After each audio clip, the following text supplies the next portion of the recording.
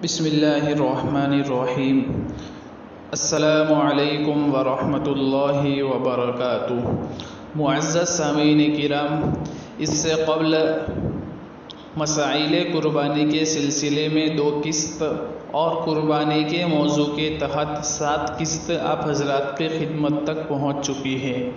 اب یہاں سے قربانی کے موضوع کے ماتحت 8ویں قسط اور مسائل قربانی کے تحت 3ری قسط آپ حضرات کی خدمت میں موجود ہے۔ پہلی 2 قسط کے مانند اس قسط میں بھی 3 مسائل کے سلسلے میں گفتگو کی جائے گی۔ وہ 3 مسائل یہ ہے۔ سب سے پہلے مسئلہ نمبر 1، نصاب کا مالک نہیں مگر چند ماہ کی تنخواہ باقی ہے تو قربانی کا کیا حکم ہے؟ مسئلہ نمبر 2، مشترکہ مکان مالکان پر قربانی کا وجوب۔ مسئلہ نمبر 3، اپنی قربانی نہ کر کے مرحومین کی طرف سے قربانی کرنا کیسا ہے؟ ان 3 مسئلوں پر انشاءاللہ تفصیلاً روشنی ڈالی جائے گی۔ سب سے پہلا مسئلہ، نصاب کا مالک نہیں ہے مگر چند ماہ کی تنخواہ باقی ہے تو قربانی کا کیا حکم ہے؟ یعنی ایک شخص جو نصاب کا مالک نہیں ہے مگر اس کی 3 مہینے کی تنخواہ مجموعی طور پر 1800 روپے ہوتی ہے، وہ باقی ہے، اور دن بھی ایام نحر یعنی قربانی کے دن چل رہے ہیں، تو اس شخص کے اوپر قربانی واجب ہوگی یا نہیں ہوگی؟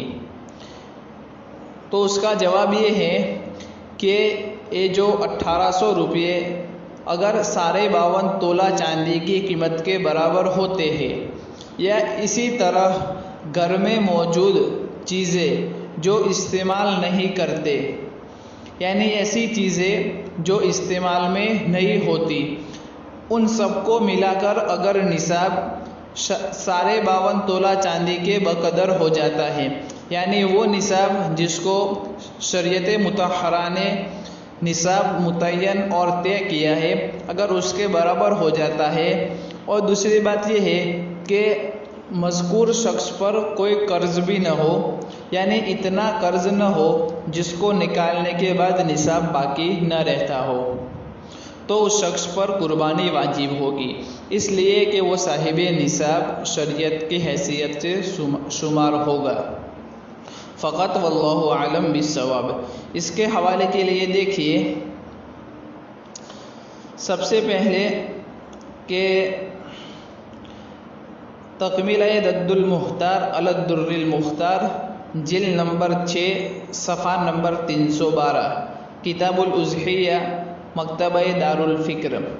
اسی طرح دوسری کتاب الفتاوی الہندیہ، جلد نمبر 5، صفحہ نمبر 292، کتاب الاضحیہ، الباب الاول فی تفسیر الاضحیہ ورکنها وصفتها وشرائطها وحکمها، مکتبہ دار الفکر، بیروت۔ واللہ اعلم بالصواب۔ مسئلہ نمبر 2، مشترکہ مکان مالکان پر قربانی کا وجوب۔ سب سے پہلے اس سوال کی کچھ تفسیر آپ حضرات کے سامنے رکھ دو۔ مثلاً ایک شخص ہے جس کا نام زید ہے، اب زید کے پاس نصاب کے بقدر مال نہیں ہے، یعنی نہ سونے چاندی کا نصاب ہے اور نہ مال تجارت ہے اور نہ وہ نقد رقم کا مالک ہے۔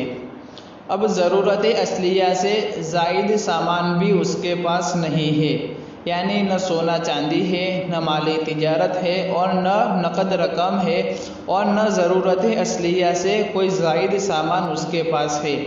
البتہ اپنی ملکیت کے مکان کے علاوہ ایک اور مکان ہے، یعنی یوں سمجھ لو کہ اس کی ملکیت میں صرف ایک مکان ہے جس میں وہ رہ رہا ہے، اس کے علاوہ ایک اور مکان ہے، لیکن جو دوسرا مکان ہے وہ زید کے 5 بھائیوں کے درمیان مشترک ہے۔ یعنی اتنا معلوم ہوا کہ زید کے پاس اپنا خود کا ذاتی مکان ایک ہی ہے اور اس کے علاوہ دوسری ملکیت اس کی ہے اور وہ مکان ہے، لیکن وہ مکان 5 بھائیوں کے درمیان مشترکہ ہے۔ اور ابھی تک اس مشترکہ مکان کی تقسیم بھی نہیں کی گئی۔ اب دوسری بات کہ زید کے ذمے 25,000 کا قرضہ ہے، تو کیا اس صورت میں زید پر قربانی واجب ہوگی؟ تو اس کا جواب یہ ہے کہ اگر صورت مسئولہ میں اور مذکورہ صورت میں 25,000 یا جتنا قرضہ ہے، 25,000 اس کا قرض ہے، اس کو اگر نکال کر زید کے حصے میں جتنی ملکیت جو مشترکہ مکان کی آتی ہے اس کی قیمت اگر 52.5 تولہ چاندی کے قیمت کے بقدر ہو جاتی ہے تو زید پر قربانی واجب ہوگی، زکوٰۃ واجب نہ ہوگی۔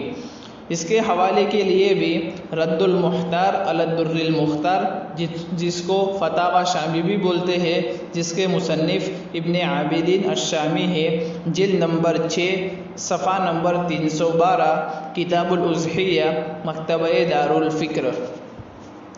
مسئلہ نمبر 3، اپنی قربانی نہ کر کے مرحومین کی طرف سے قربانی کرنے کا کیا حکم ہے؟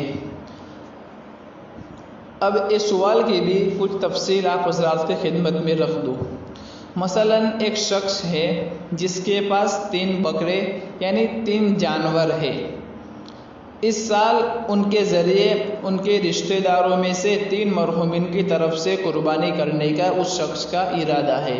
مثلا بکر نام کا کوئی شخص ہے جس کے پاس 3 جانور ہے اور اس کا ارادہ یہ ہے کہ اس سال اپنے مرحومین کی جانب سے وہ قربانی کرنا چاہتا ہے۔ تو سوال یہ ہے کہ مرحومین کی طرف سے قربانی کرنے میں زندوں کی طرف سے بھی قربانی کرنا ضروری ہے؟ اس سلسلے میں شرعاً کیا حکم ہے، اس کی وضاحت مطلوب ہے۔ الجواب حامداً و مسلیہ، سب سے پہلے یہ لازم اور ضروری بات یہ ہے کہ آدمی اپنا فرض اور واجب جس کو شریعت مطہرہ نے عائد کیا ہے اس کو سمجھنا چاہیے کہ اس شخص پر کیا فریضہ اور کیا حق ہے۔ اس کے بعد اگر گنجائش ہو تو پھر نفلی حق ادا کر سکتا ہے۔ اب اس سلسلے میں دیکھنا ہے کہ قربانی کے واجب ہونے کے لیے جو شرطیں ہیں وہی شرط صدقہ فطرہ کے وجوب کے لیے ہے، یعنی صدقہ فطرہ جس شخص پر واجب ہوتا ہے اس کے لیے جو شرائط پائی جاتی ہے وہی شرائط قربانی کے وجوب کے لیے ہوتی ہے۔ اب اگر بکر نامی شخص پر قربانی واجب ہو گئی ہو تو پہلے اپنی طرف سے قربانی ادا کر دے جو ضروری ہے۔ یہ مرحومین کی طرف سے قربانی کرنا نفلی ہوگی، اپنے اوپر یعنی بکر کے اوپر اگر پہلے قربانی واجب ہو تو اس کو پورا کرنا اس کے لیے ضروری ہے۔